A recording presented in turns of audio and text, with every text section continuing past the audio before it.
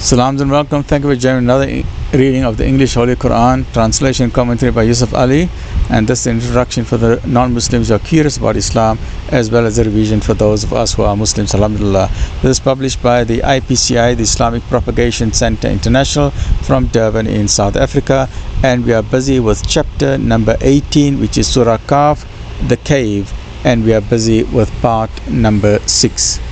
A'udhu billahi minash shaitanir rajeem. Bismillahir rahmanir rahim. And this is a part where Musa alayhi salam, the Prophet Moses, meets someone who is more knowledgeable than him, and he is absolutely amazed. But to seek knowledge or to learn that knowledge, you need to have patience, because without patience you cannot learn knowledge, right? So let's continue with that. A'udhu billahi minash shaitanir rajeem. Bismillahir rahmanir rahim. Behold, Moses said to his attendant, I will not give up until I reach the junction of the two seas, or until I spend years and years in travel.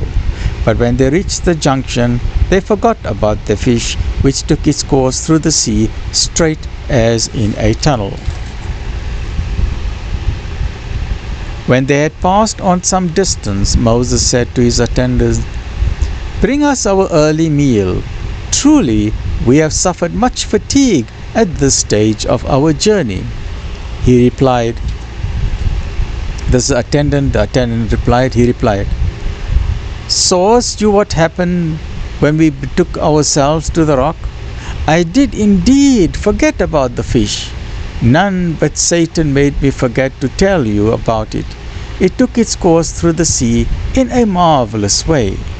Moses said, That was what we were seeking after. So they went back on their footsteps, following the path they had come. So they found one of our servants, on whom we had bestowed mercy from ourselves, and whom we had taught knowledge from our own presence. Moses said to him, May I follow thee on the footing, that thou teach me something of the higher truth which thou hast been taught. The other said, Verily, thou wilt not be able to have patience with me. And how can thou have patience about things about which your understanding is not complete? Moses said, You will find me, if God so will, truly patient, nor shall I disobey you in anything. The other said, and tradition gives it that the other person is Khidr alayhi salam, right? Khidr alayhi salam. The other said, If then thou would follow me, ask me no questions about anything until I myself speak to you concerning it. So they both proceeded until, when they were in the boat, he scuttled it.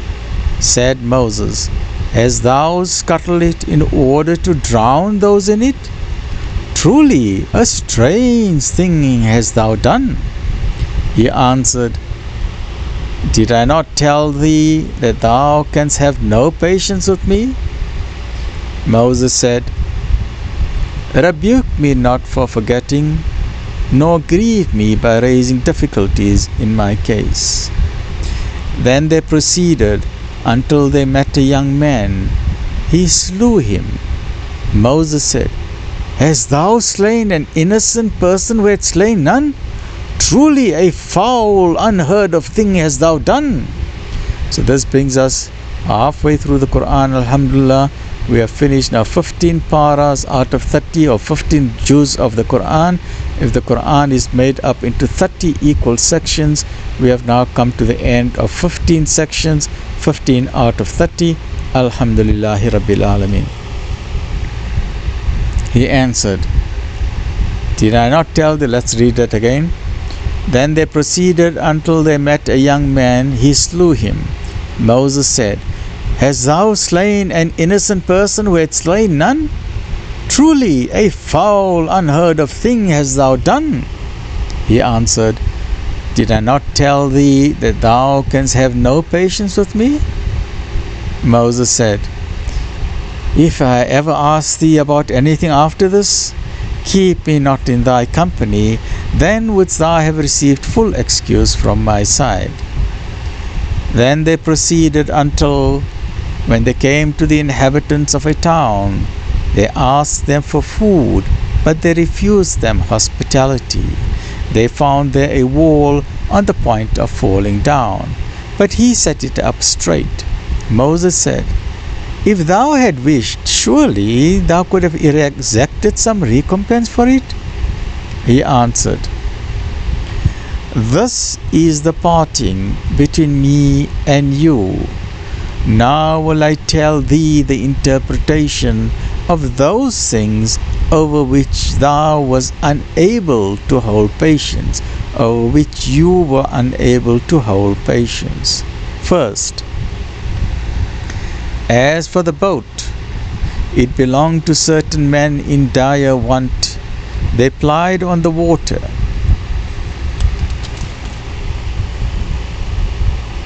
I but wished to render it unserviceable, for there was after them a certain king who seized on every boat by force." So there was wisdom behind it, right?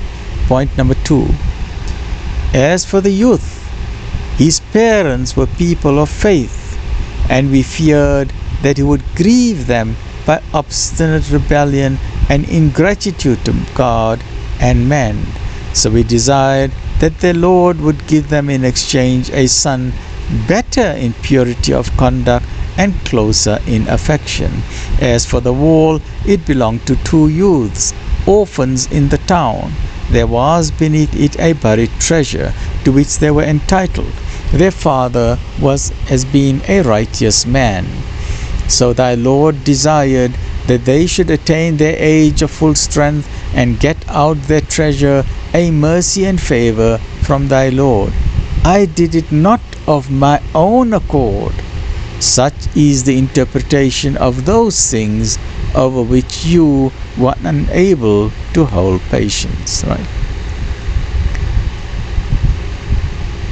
Join me in the next episode as we continue with chapter number 18, part number 7. Stay well, look after yourself. Alhamdulillahi Rabbil Alameen.